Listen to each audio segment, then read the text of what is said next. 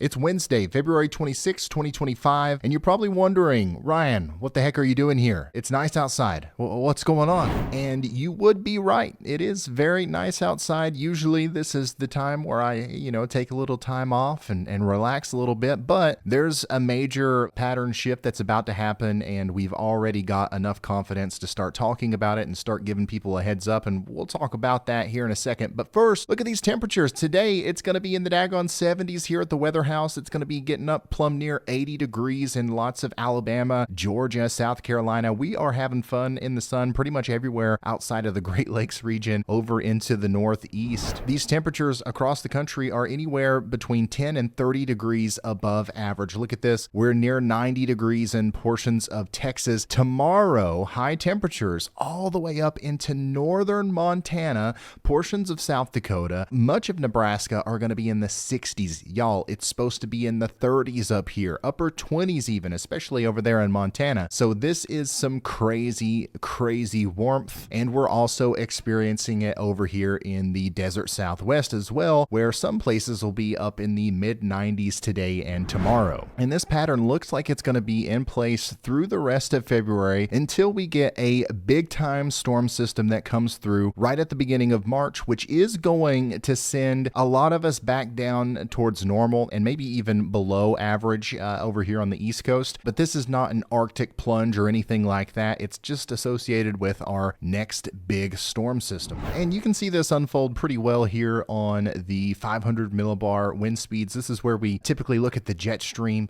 We've got this big dip in the jet stream over here that's going to carry a couple of clippers along with it that might drop some snow from Minnesota down through the Great Lakes into the northeast over the next couple of days. Nothing crazy over there.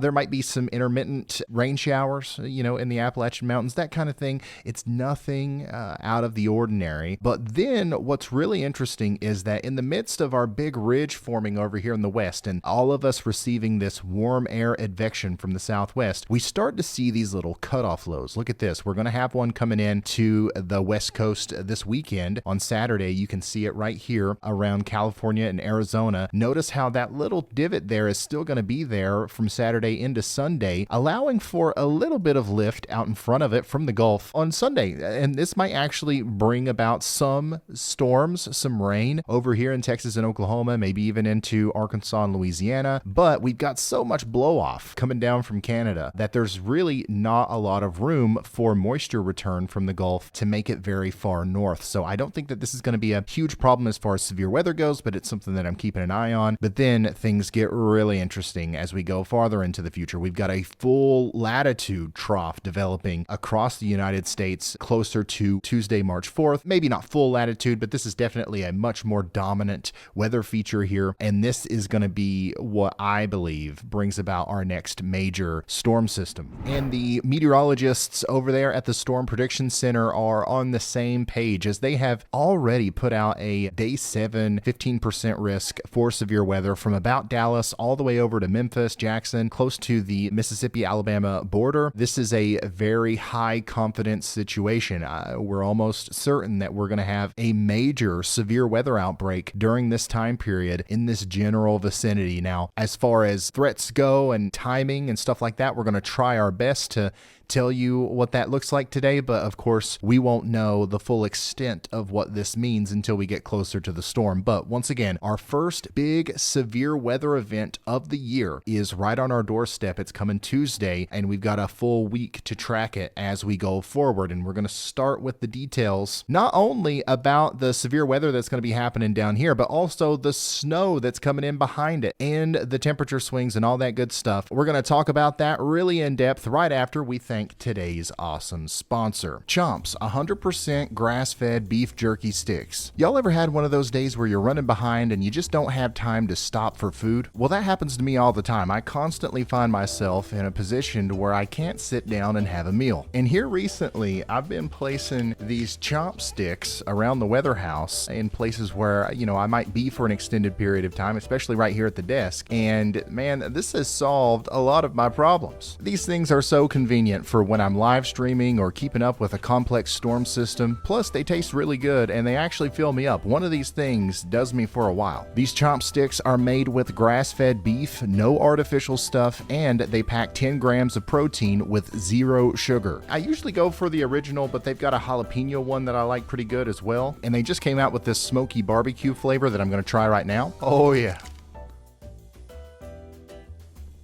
I mean, that's my new favorite. Look, I've tried just about every quick and easy snack out there, and most of them are just filled with sugar or a bunch of chemically tasting stuff that I don't really like. Chomps are different. They actually feel and taste real because, well, they are, and they are a staple here now at the Weather House. They're also Whole30 approved and gluten-free, so if you've got these dietary restrictions, you're still on track. Okay, I'm done yapping, and now it's time for you to start chomping. Okay, of course, there's a link in the top of the description. I really encourage you to click that link. Also, look at that logo, memorize it. These things are in like 30,000 stores or something, so if you see one out and about, pick one up. But of course, you can get them right now by clicking that link at the top of the description. Super huge shout out to Chomps for sponsoring the channel here. I hope this is a long-lasting sponsor. We're going to have Chomps all over the Weather House here, and I think that you're going to have them all over your house too. Thank you to Chomps for sponsoring. Now let's get back into the video. Okay, our first big severe weather event of the year is on its way. We've got a slight risk of severe weather from East Texas through the Mississippi Valley. I expect this to expand and possibly even continue to move east as we go into Wednesday. If you're wondering why, this is one of the big reasons right here. This is such a strong signal for severe weather that even on our ensemble models, this is a compilation of a bunch of different models averaged out. Even on that, here on Tuesday, March 4th, we can see potentially significant CAPE levels making it as far north as into Nebraska, which is unheard of even for March, especially early March, on an ensemble view. So we've got really far northward advection of warm, moist air and unstable air. By the way, if you haven't heard me talk about CAPE before, this is something that we track a lot as we go into severe weather season. This stands for convective available potential energy. Think of it as thunderstorm fuel. It usually stays down here in the Gulf, but whenever it starts sneaking up into the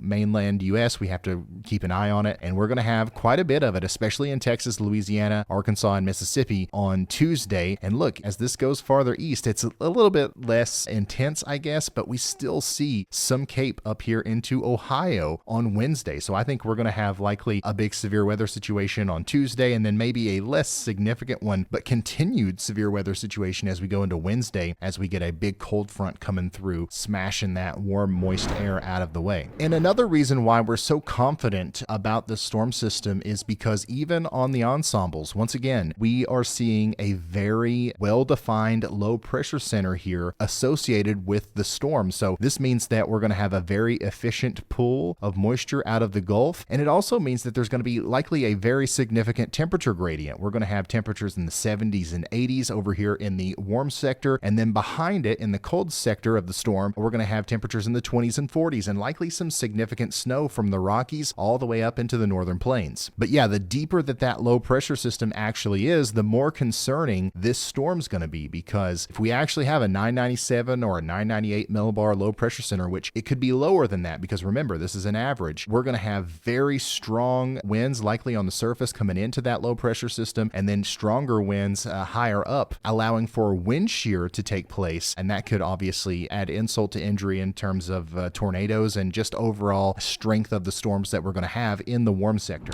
And what's really interesting here, if we look at the deterministic GFS model, this is not an averaging model. This is not, something that we typically look at here at this range. I just want to show you what's going on. We've got a very excited jet stream that's going to be tracking over the country pretty much all the way through the middle of March. We've got all of these big dips in the jet stream that are going to sweep across the nation, and this is almost guaranteed to spark an extended period of time where we have widespread severe weather outbreaks from Texas over through the southeast. This could also impact some portions of the Midwest and southeast. Speaking of the southeast in terms of Georgia, South Carolina, and North Carolina. So I'm concerned about this entire area over here as we go through the middle of March. This is a great time to practice your severe weather readiness plan. Know what you're going to do if you end up under a tornado warning. And of course, just remember, don't be scared, be prepared. Okay, so let's recap. First thing that we've got to deal with, of course, is the big ridge and the cooler temperatures over here in the east. Lots of warm air continuing to advect from the southwest over here. And then we're going to have this little system, this little clipper, bring about maybe a couple of claps of thunder from Ohio down into West Virginia. On Thursday, that's going to bring some snow as well into Maine, Vermont, and New Hampshire, especially in Ontario and Quebec. Maybe some rain all the way down into the Carolinas. And then here comes a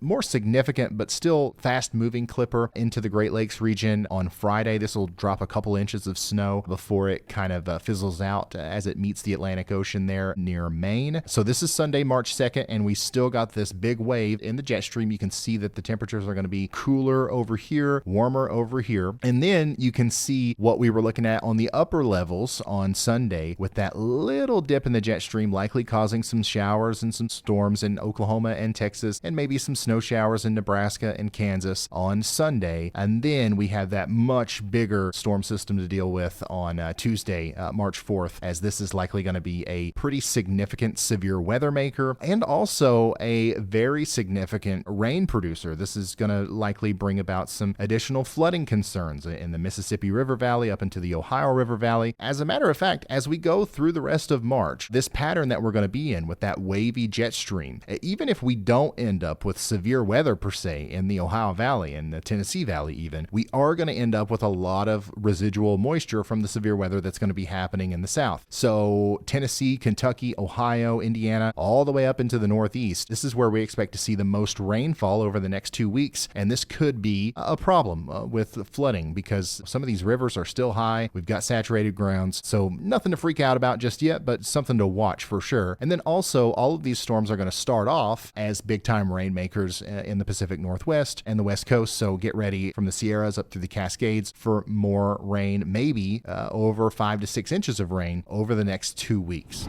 And that's pretty much all the weather talk I have for you today. Thank you so much for watching. Remember, we're daily now until this system is out of our hair, or maybe if something changes and the SPC decides not to do a day 6 15% outlook for tomorrow, we'll skip a day or two of video updates here. But I think that we're pretty locked in on this next storm system, as it does look like it's going to be our first big severe weather event of the year, or our first major one, I should say. So don't be scared, be prepared. Make sure you subscribe, turn notifications on, get ready, all that good stuff. Share, get the word out there about the channel. We've got all kinds of cool stuff that we're going to be doing during our live coverage during these events this year. We want everybody to be a part of that. And of course, go grab yourselves a chomps, son. I'm actually about to chomp into one right now as we start editing this video. So yeah, huge shout out to Chomps. Link in the description. We love it when we have a sponsor, and Chomps is a great one. I hope we keep them for a long time. Let me know what you think about Chomps in the comments below, and I will see you in the next one. Goodbye.